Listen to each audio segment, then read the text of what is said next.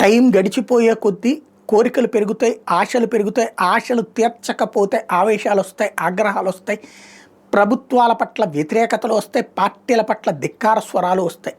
తెలంగాణలో ఇప్పుడు ఏం జరుగుతుంది? 2 ఏళ్ళు అయింది అక్కడ ప్రభుత్వం ఏర్పడి.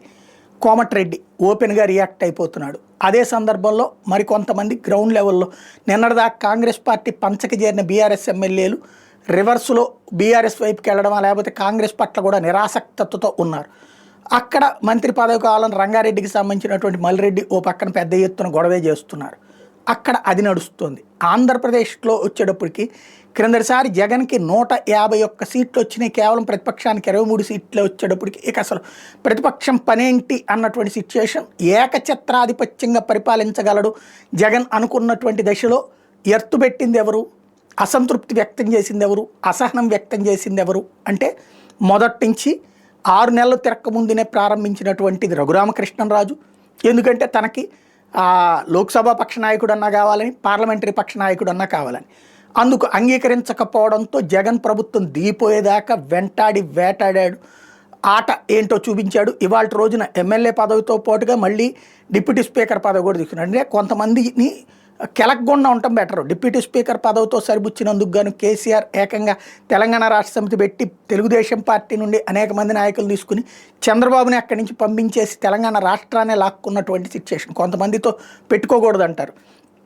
చంద్రబాబుతో పెట్టుకున్నందుకు ఎన్టీ రామారావు పదవి కోల్పోయారు, పార్టీ కోల్పోయారు, ప్రాణాలే కోల్పోయారు. కాబట్టి కొంతమంది జోలికి పోకూడదు. ఇప్పుడు అట్లాగే ఆంధ్రప్రదేశ్లో చూసుకుంటే ఇప్పుడు అసంతృప్తి కనబడుతున్నటువంటిది ముగ్గురులో.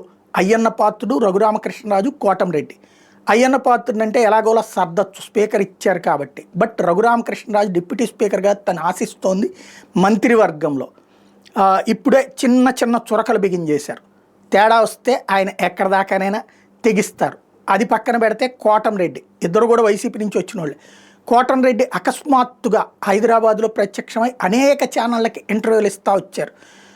ఈ ఇంటర్వ్యూలన్నిట్లలో కూడా తనకి తెలుగుదేశం పార్టీలో చేరేటప్పుడు మంత్రి పదవి హామీ ఇచ్చింది అన్నటువంటి ప్రకటన చేస్తున్నారు. వాస్తవానికి ఇప్పుడు అక్కడ నెల్లూరు జిల్లాకు సంబంధించి నారాయణ మంత్రిగా ఉన్నారు.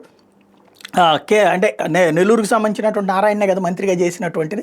కాబట్టి అక్కడ బలమైనటువంటిదిగా ఉన్నట్టు. అయితే అక్కడ ఈయన కోటంరెడ్డి మంత్రి పదవి ఆశిస్తున్నారు అన్నది స్పష్టం. సోమిరెడ్డి లాంటి వాళ్ళు ఆశిస్తారు ఆ లెక్కనైతే. ఎందుకంటే సీనియర్ మోస్ట్ కాబట్టి, అంతకుముందు మంత్రిగా కూడా చేసిన వాడు కూడా కాబట్టి.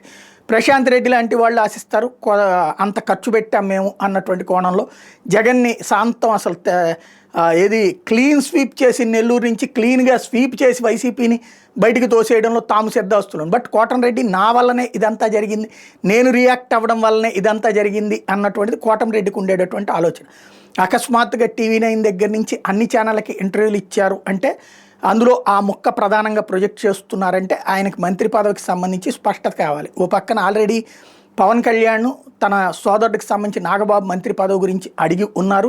అది ఇంతవరకు చేయలేదు. అప్పుడేదో పండక్కే చెప్పేశారు. ఆ పండక్కల్లా అయిపోతుంది అనుకున్నది అవ్వలేదు. ఆ తర్వాత మొన్న ఏఎం రత్నంకి ఫిల్మ్కి సంబంధించినటువంటి పదవి అన్నారు, అది అవ్వలేదు. కాబట్టి ఇవన్నీ చూడటానికి నార్మల్గా కనబడతాయి, చిన్న చిన్న సంఘటనలుగా కనబడతాయి. ఈ సంఘటనలన్నీ ఒకటిగా క్రోడీకరిస్తే తర్వాత ప్రమాదం. కాబట్టి బాబు గారు తొందరగా పార్టీకి సంబంధించినటువంటి అసంతృప్తిని చల్లారుస్తూ వేగంగా నిర్ణయం తీసుకోవాల్సినటువంటి అవసరం అయితే ఉంది.